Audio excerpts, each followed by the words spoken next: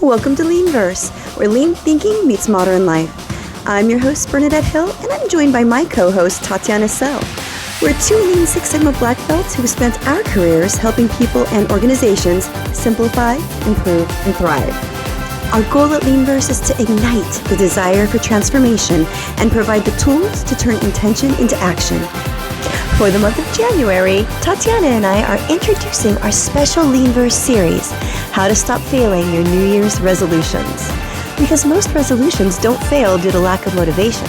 They fail because they're missing alignment, structure, and feedback. In this first chapter of the new series, Hoshin for the Holidays, we're starting where every resolution should start, direction. Hi, welcome to LeanVerse, the new podcast where we explore lean thinking in modern life. My name is Bernadette Hill, and I'm a Lean Six Sigma black belt and continuous improvement professional. Hi everyone, I'm Tatiana, co-host of the LeanVerse with Bernadette Hill. I'm a business operations and continuous improvement leader. And together we geek out about all things lean. Geek out on Lean Six Sigma methodology. I am joined by my co-host Tatiana. Let's dig in. Hey Bernadette, how you doing? Hi Tatiana, very well, Hi. thank you.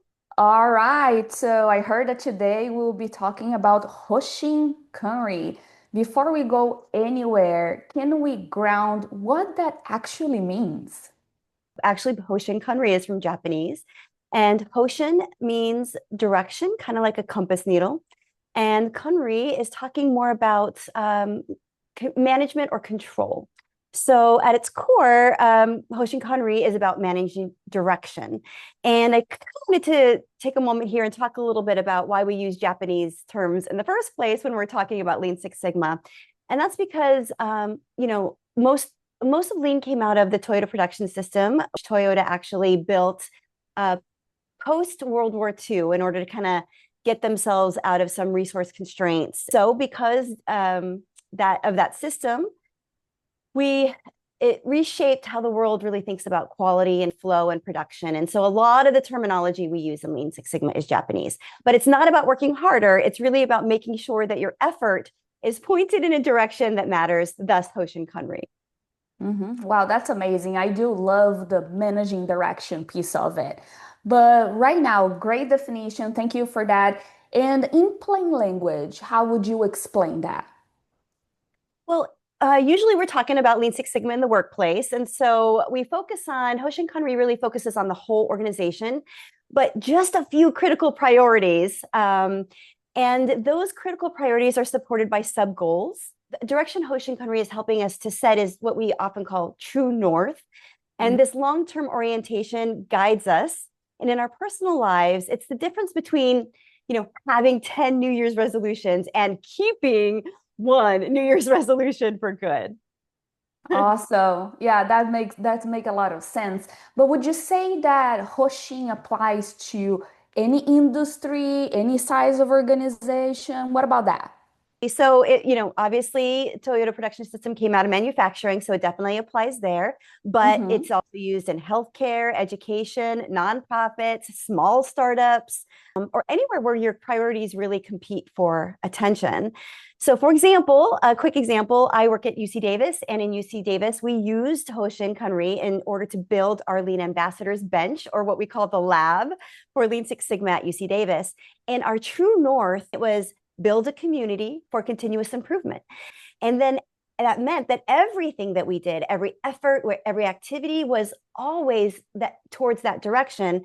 And 2.5 years later, we grew our lean community from like 650%.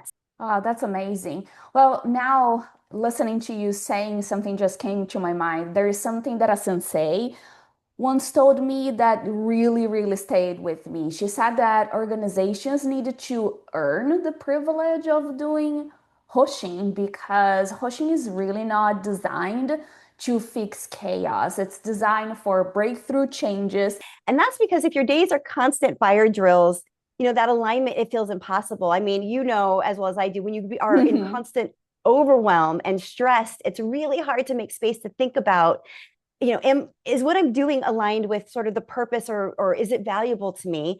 And so we can't get to Hoshin if we can't stabilize first. And so it's really the time curate enough stability so that you can actually breathe first. Yeah, it's not an exclusion, right? It's about guidance. So if companies are not ready yet, the work is stabilized, as you said, clarify, build trust. That's what really makes alignment possible later. All right, love the definitions, but Bernadette, how does this connect to the New Year's resolution, right? That's the episode, and why do they fail? So you're right. Why are we talking about Hoshin Kanri when we're talking about New Year's resolutions? Well, this is an important point you just brought up, which is most New Year's resolutions fail, right? Mhm. The data shows that over 95% of New Year's resolutions really don't make it past the first month, really. And so the reason for that is because most of the time, our New Year's resolutions are our goals lack structure. We often either Mm. have too many goals, like I said, 10 instead of one really good one, right? Maybe they're vague. So we don't have intention behind when we develop them, what they're meant to do.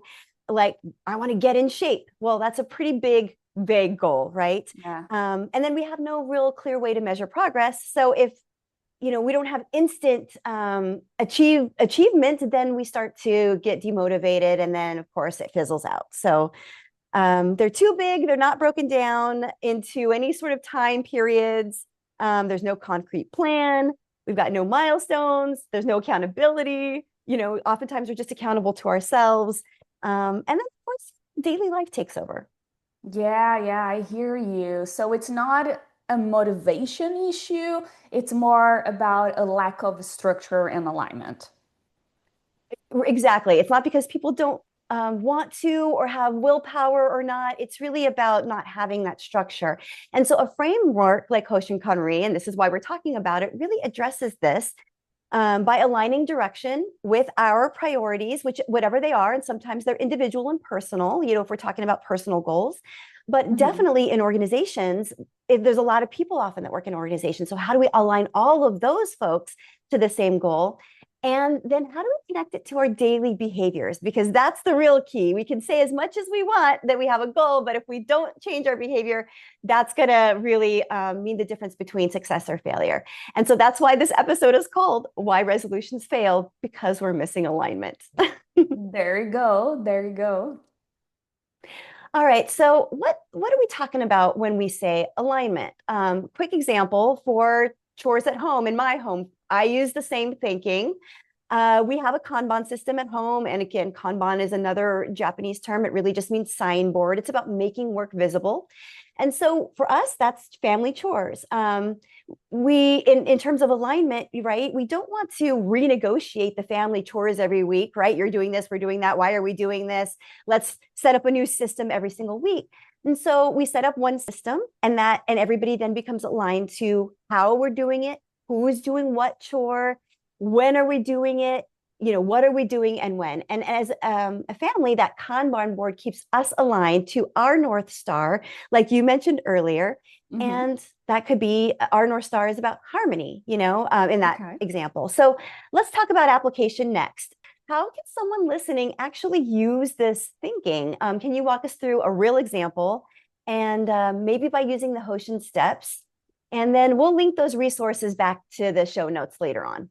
All right. So the idea with this example was not to go into every single detail because some folks go with 7 steps or a little bit more, a little bit less. So that's not the idea. Let's just understand broadly what they mean, okay?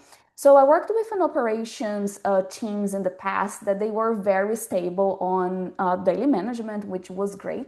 But the frontline employees, they were really not understanding how their daily work was connected to the company's goals. So they had competing priorities, supporting teams that were not really engaged because the operations team could not verbalize why and how their goals were linked to the company's North Star. Okay, so that was pretty much kind of the situation. So the first step was clarifying a single North Star for the operations team aligned to the company's North Star. The second step was narrowing down to a few breakthrough priorities, the things that really needed to change. Step number 3 was making success concrete for the year. So strategy was not abstract anymore.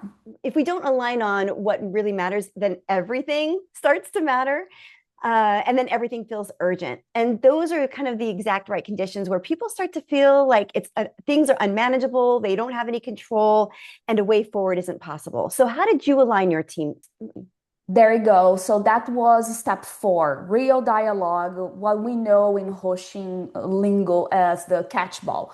We brought supporting teams into the conversation and we made ownership and trade-offs very visible. So that helped. Then step 5 was aligning the daily work, meetings, method, habits, so people weren't pulled in different directions. And step 6 was reviewing progress regularly and learning from those gaps. And finally, step 7 was reflecting and resetting for the next cycle. I love that you said reflecting, because that is the PDCA, or the Plan, Do, Check, Act, that is inherent in all continuous improvement activities, right? And but especially in Hoshin Kanri, it's not we set this strategy and it lives on forever. So you mentioned the term catchball, and I just wanted to quickly define that for folks that may have not heard of it before. And in Hoshin, all that is really that's how we get to the alignment. So at the top of the organization, we might say, for example, in the example that I provided earlier about the Lean Ambassadors bench, we said, okay, this is what we think we need to do that's aligned to the strategy of UC Davis, which is to build this community for continuous improvement. What do you think? And the Lean Ambassadors got an opportunity to say, we think this priority is important, and then, to support that. And then we were able to say, okay, well, what about this priority? And through that dialoguing back and forth, we were able to align what that North Star meant in terms of daily actions when we met regularly over time. So anyway, that was one example. So for you guys, what did that catchball experience look like for you and your team? Yeah, so the most important thing was clarity. People could finally see how their work mattered, right? And it showed that Hoshin doesn't have to be the start at enterprise level. We started with that group specifically. One team can use it to align direction and daily work as long as it stays aligned to the big picture. So catchball was all about alignment and making sure that we had the engagement across all the sub teams and the teams that were involved in the strategy deployment approach. Calling back to that Lean Ambassadors example, we'll talk about metrics a little bit later, but we developed some measures that we tracked on a regular basis. And the individuals on the Lean Ambassadors bench have come back year after year, because when people understand the value of their work and how their work and what they do fits into the bigger picture, there's that aha moment. People start to feel valuable, right? And understood and listened to, and that empowers them and enables them then to continue to work towards that same direction, right? That's that change management motivation piece. And again, we don't have to just look at this at the workplace. At home, catchball at our house might look like, talking about how we want our evenings to feel calmer, and more connected, less screen time, more time together. So my husband and I might throw the idea of earlier dinners or fewer activities, and the kids might throw back, what they feel is a realistic goal for them. And then together we all adjust. And so maybe then 2 nights a week are protected family nights, and the rest of the nights are opened up for what other folks want to do, right? So it gives that empowerment for the whole family to find that harmony, which is our North Star, which is, harmony most of the time. Most of the time. Right. Love it. So your resolutions don't fail because of you.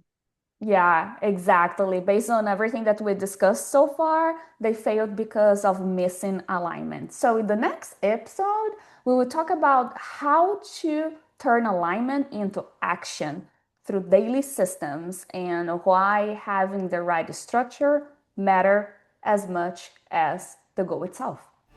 Thank you for joining this episode of LeanVerse with Tatiana and I, because getting clear on direction is important, but direction alone doesn't change your life. Most resolutions don't fail all at once. They get buried under busy days, distractions, and good intentions that never quite turn into action. So join us next week when we provide the next piece of the puzzle, daily management systems. The simple rhythms and signals that help you notice when drift happens early so that you can make small adjustments and stay connected to what matters even when life gets full. And if you found this episode helpful, don't forget to share, like, and subscribe with others, because life is hard. Why not make it simpler?